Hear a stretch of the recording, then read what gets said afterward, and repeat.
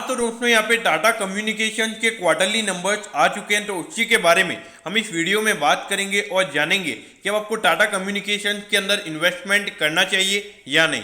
चलिए शुरू करते हैं। तो देखिए, अगर हम यहाँ पे कंपनी के रेवेन्यू की अगर हम बात करें तो पिछले क्वार्टर के कंपैरिजन में यहाँ पे कंपनी का रेवेन्यू ज़्यादा नहीं बढ़ा है। 0.7% से यहाँ पे कंपनी का रेवेन्यू बढ़कर 4102 करोड़ का यहाँ पे कंपनी का टोटल रेवेन्यू इस क्वार्टर में निकल कर आया है। और अगर प्रॉफिटेबिलिटी की बात करें तो 1% यहाँ पे क्वार्टरली बेसिस पे नेट प्रॉफिट गिरकर 296 करोड़ का यहाँ पे कंपनी को टोटल नेट प्रॉफिट इस क्वार्टर में हुआ है। तो अगर आप देखोगे तो क्वार्टरली बेसिस पे यहाँ पे कांस्टेंट रिजल्ट है, यानी कि ज्यादा हमें यहाँ पे कुछ ऊपर नीचे होता हुआ नजर नहीं आया। एकदम जो पिछले क्वार्टर का जो परफॉर्मेंस था वही यहाँ पे कंपनी का हमें नजर आ रहा है। लेकिन अगर हम ईयर ऑन ईयर बेसिस यानी कि पिछले साल के अप्रैल से जून वाले क्वार्टर से अगर हम कंपनी के रेवेन्यू को कंपेयर करें तो उसके कंपैरिजन में यहाँ पे कंपनी का रेवेन्यू 6% से गिरा है, तो ये थोड़ा नेगेटिव हो सकता है। लेकिन जो कंपनी की प्रॉफिटेबिलिटी है वो ईयर ऑन ईयर बेसिस पे 14% से बढ़ी है। तो ये 14% से यहाँ पे क्यों बढ़ी है? क्योंकि अगर कंपनी का रेवेन्यू 6% से गिरा है तो प्रॉफिटेबिलिटी यहाँ पे 14% से क्यों बढ़ी है? तो इसका मेन रीजन है जो है कंपनी ने अपने एक्सपेंसिस, जो ऑपरेटिंग एक्सपेंसिस है उनको यहाँ पे कंट्रोल करके रखा है। और जो कोविड की सेकंड वेव थी तो वहाँ पे उन्होंने ध्यान रखा है कि यहाँ पे जो उनका नॉर्मली रेवेन्यू है वो कब ज़्यादा नहीं आने वाला है, तो वहाँ पे कंपनी ने इस चीज़ को अच्छे से फॉलो किया है। तो अगर हम प्रॉफिटेबिलिटी अगर हम नंबर को ये देखेंगे तो 14% का ग्रोथ यहाँ पे अच्छी ग्रोथ हमें इंडिकेट करता है।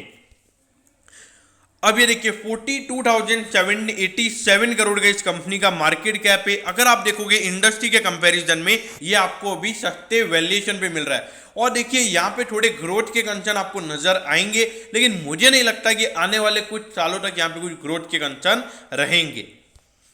अब ये देखिए, अगर आप देखोगे तो अगर आप इसका फाइनेंशियल ट्रेंड अगर आप देखोगे तो पिछले 4 साल से यहाँ पे रेवेन्यू में ज्यादा ग्रोथ हमें देखने को नहीं मिल रही है।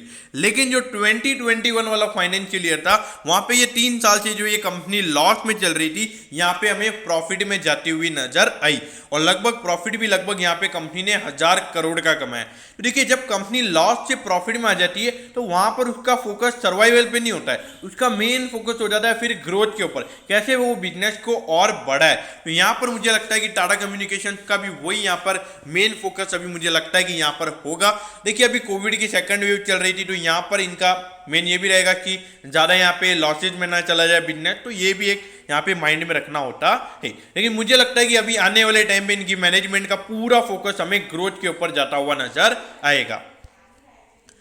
अब ये देखिए 1502 पे यहाँ पे टाटा कम्युनिकेशन का स्टॉक अभी ट्रेड हो रहा है और अपने 5 साल के ऑल टाइम हाई पे ये स्टॉक अभी आपको ट्रेड होता हुआ नजर आ रहा है। देखिए, टाटा कम्युनिकेशन के अंदर अगर आपने इन्वेस्ट करना है तो आपका एग्रेसिव अप्रोच होना चाहिए, मतलब आपका जो रिस्क एपेटाइट है वो हाई होना चाहिए। क्योंकि यहाँ पर अगर कभी कोई रॉन्ग डिसीजन चले जाते हैं और अगर वहाँ पे बिजनेस फिर से लॉस रिपोर्ट करता है तो वहाँ पर एक रिस्क आपके साथ बना रह सकता है। तो इसीलिए अगर एक कंजर्वेटिव इन्वेस्टर या मॉडरेट काइंड ऑफ इन्वेस्टर हैं, आप ज़्यादा रिस्क नहीं ले सकते, तो मेरे ख्याल से इस स्टॉक को आपको अवॉइड करना चाहिए। एक एग्रेसिव इन्वेस्टर ने ही यहाँ पे इन्वेस्ट करना चाहिए। ऑल्दो ये कोई डायरेक्ट एडवाइस नहीं है, आपको अगर आप खुद की रिसर्च करके फिर ही आपने यहाँ इन्वेस्ट करना है।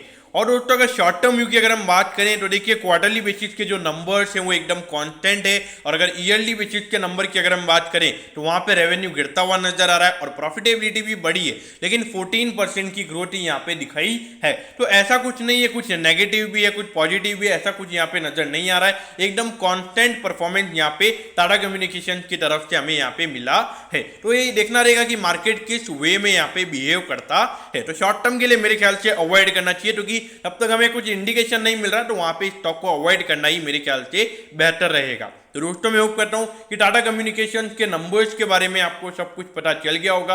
अगर आपकी कोई भी क्वेरीज है तो आप कमेंट कीजिए, मैं जरूर आपके कमेंट पर रिप्लाई करूंगा। ओके दोस्तों, thank you, have a nice day.